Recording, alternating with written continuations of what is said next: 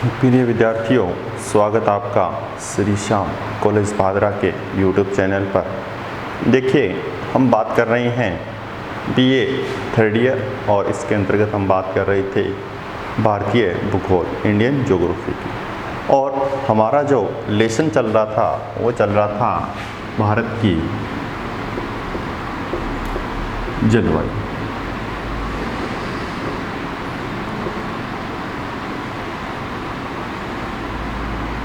भारत की जलवायु के अंतर्गत हम बात कर रहे थे संकल्पना, मानसूनी संकल्पना।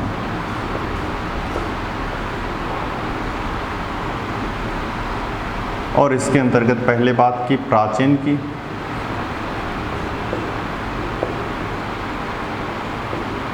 फिर हमने बात की आधुनिक की, और आधुनिक के अंतर्गत पहली बात की गतिक या गत्यात्मक संकल्पना, दूसरी बात की पी कोटेश्वरम की,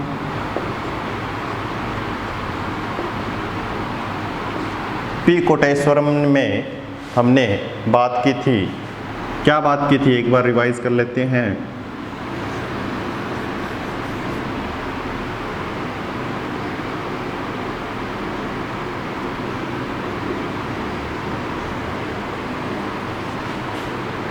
पी कोटेश्वरम के अनुसार क्या था,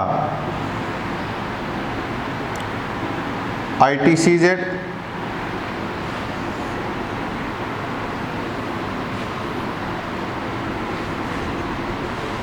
इस प्रकार से विस्थापित हो गया था, तापमान में परिवर्तन था, तापमान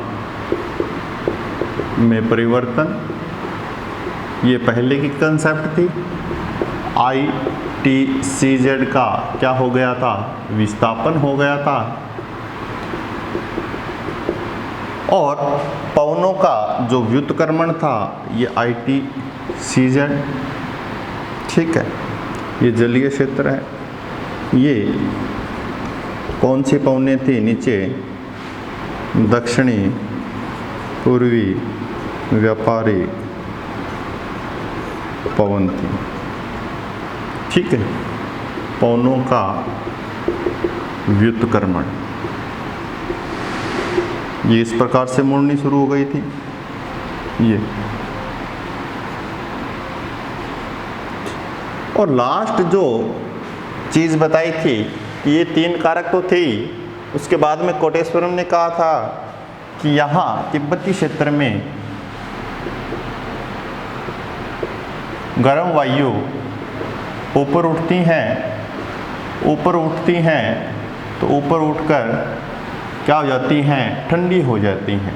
और वो वायु धीरे धीरे कहाँ उत्तलित होती हैं, यहाँ पर, कहाँ पर, हिंद महासागर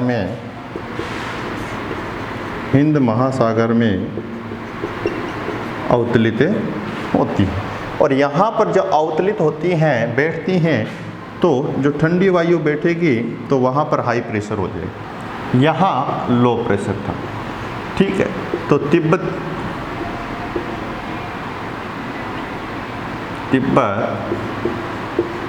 के पठार में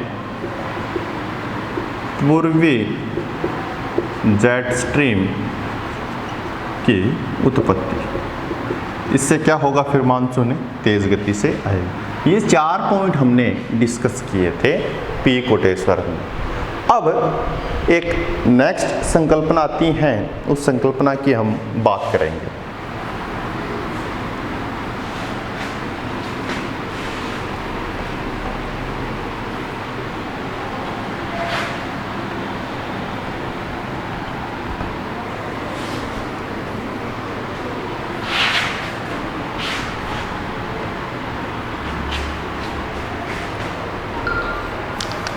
ये बहुत ही इंपॉर्टेंट हैं, याद रखना। मोनेक्स सिद्धांत, मानसून से संबंधित कौन सा सिद्धांत बताया गया, मोनेक्स सिद्धांत बताया गया। इस मोनेक्स सिद्धांत में क्या चीज़ थी, देखिए।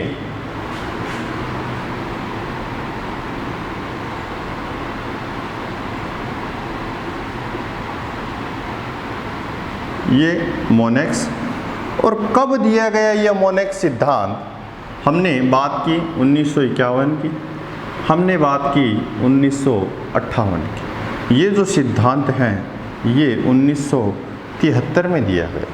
और लेटेस्ट बात करें तो लेटेस्ट जो सिद्धांत हैं इसके बाद में मॉनसून से संबंधित, वैसे तो हमें मतलब जो इन्फॉर्मेशन है वो लगातार पहुंचती रहती हैं, लेकिन जो सिद्धांत है उस सिद्धांत की बात करेंगे तो लास्ट जो सिद्धांत था मोनेक्स सिद्धांत था 1973 का। ये मोनेक्स सिद्धांत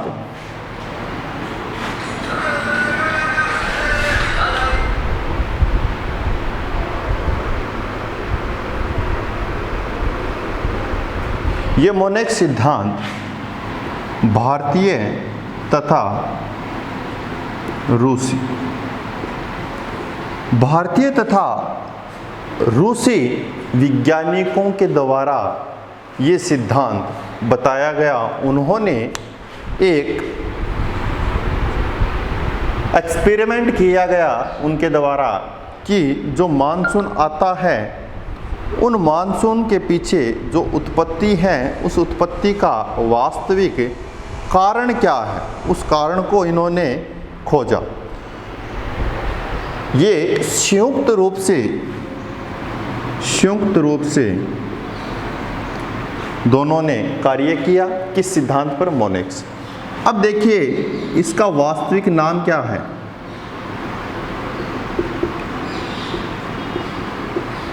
मोनेक्स इसको बोलते हैं, मोनेक्स।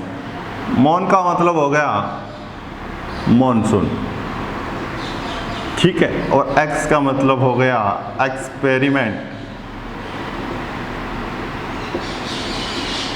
मॉनसून एक्सपेरिमेंट को शॉर्ट फॉर्म में लिख दिया मोनेक्स, ठीक है। भारतीय और रूसी वैज्ञानिकों के संयुक्त दल के द्वारा ये सिद्धांत, ये अभियान प्रारंभ किया गया।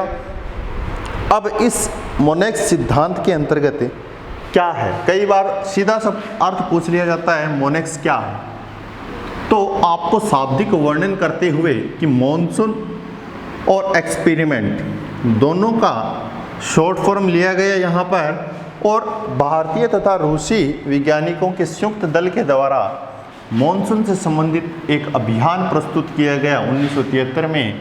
वही क्या है? वही मोनेक्स सिद्धांत है।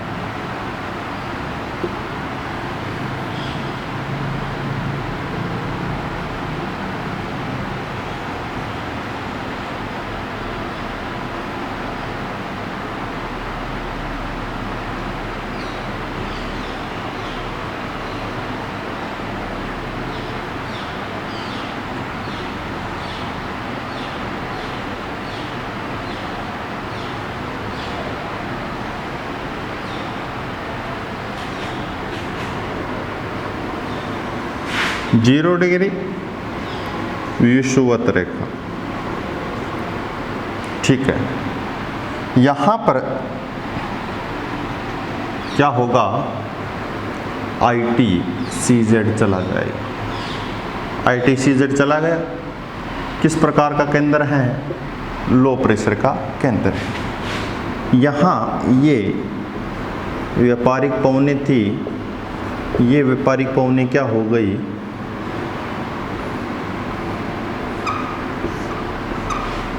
मुड़ गई, है ना। ये व्यापारिक पवने व्युत्क्रमण हो गया। इसका तापमान में क्या था? परिवर्तन था, हाई प्रेशर था। ये डिस्कस हमने पहले भी की थी, तापमान में परिवर्तन। दूसरा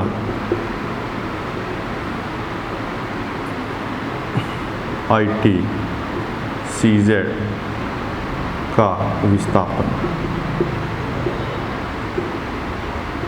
तीसरा पवनों का व्युत्क्रमण। चौथा पूर्वी जेट स्ट्रीम की उत्पत्ति।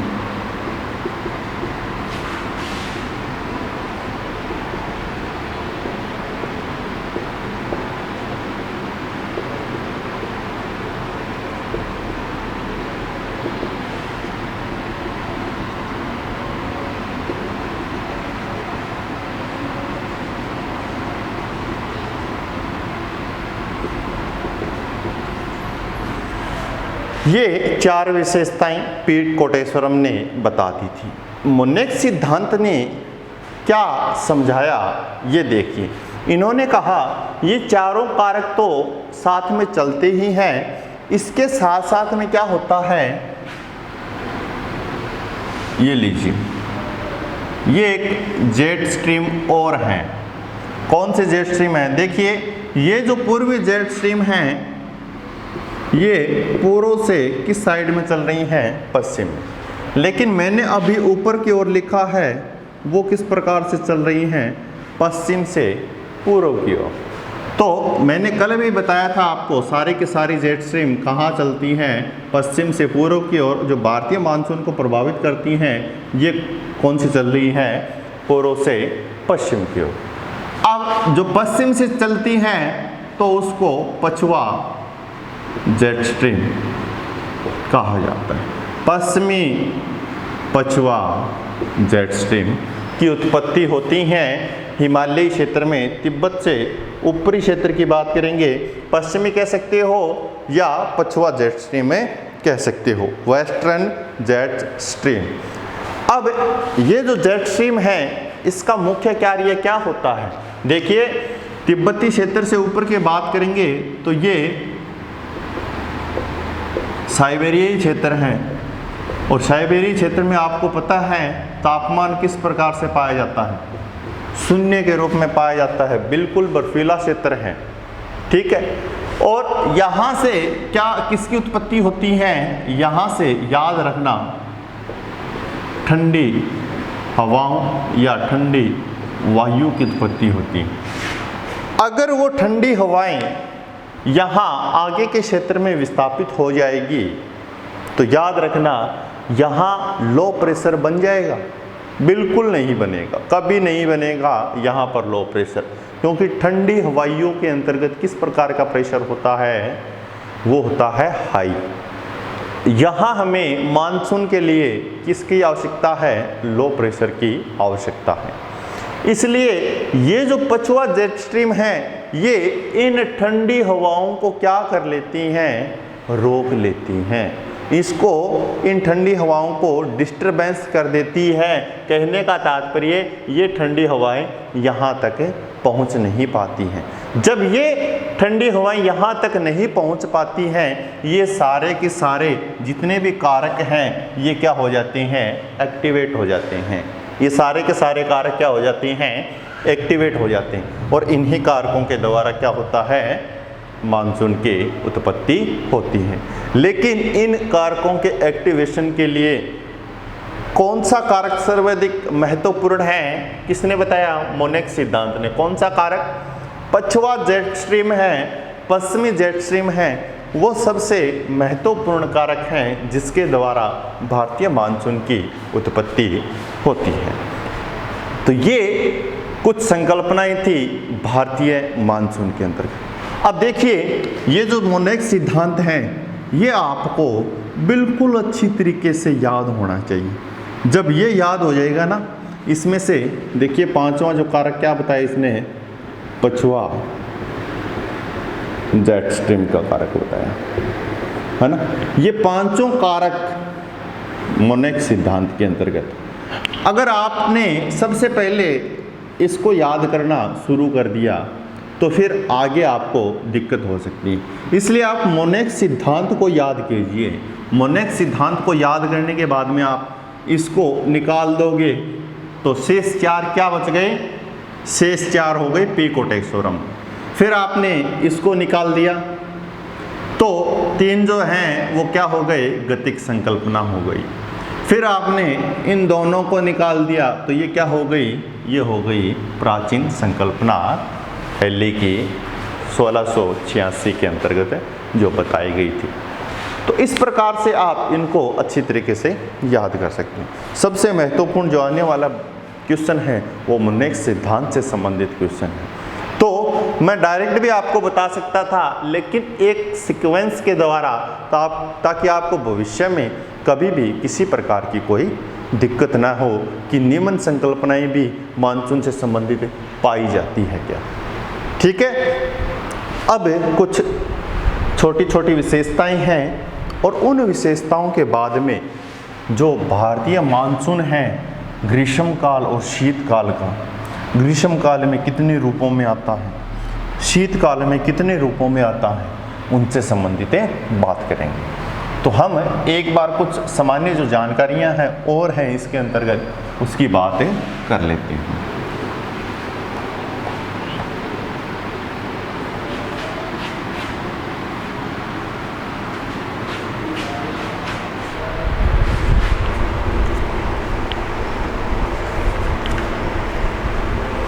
देखिए, कई बार क्या होता है, उससे पहले मैं आपको एक चीज़ बता देता हूं कि कई बार क्वेश्चन आता है, इस प्रकार के क्वेश्चन आते हैं, भारतीय मानसून की उत्पत्ति से संबंधित तथ्यों को स्पष्ट कीजिए।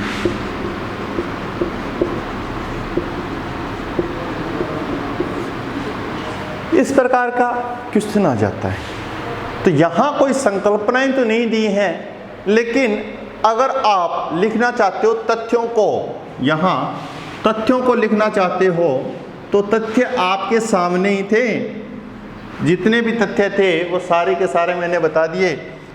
सूर्य के उत्तरायण होने के कारण ITCZ कहाँ तक चला जाता है, 25 डिग्री अक्षांश तक चला जाता है। कहने का तात्पर्य ITCZ का विस्थापन हो गया। सूर्य के उत्तरायण के दौरान तापमान में क्या आता है, परिवर्तन आता है, और तापमान के परिवर्तन से क्या है, दाब परिवर्तित होता है। फिर पूर्वी जेट स्ट्रीम, फिर पश्चिमी जेट स्ट्रीम, पछुआ जेट स्ट्रीम, और फिर लास्ट पवनों का व्युत्क्रमण। ये सारे के सारे तथ्य ही तो हैं, और क्या है। ये तो जरूरी नहीं है कि इन्होंने कोई संकल्पना पूछी है, लेकिन ये तो सार्थकता है कि इन्हीं कारकों के द्वारा भारतीय मानसून की उत्पत्ति होती है। तो ये सारे के सारे कारक ही इनकी उत्पत्ति के संबंध में तथ्यों को प्रस्तुत करता है। तो चलिए हम शेष जो बातें हैं वो नेक्स्ट क्लास में कर लेंगे डिस्क्राइब रूप से, वहाँ हम सभी तथ्यों के डिस्कस करेंगे। तो आज के लिए इतना ही, बाकी हम नेक्स्ट क्लास में चर्चा करेंगे।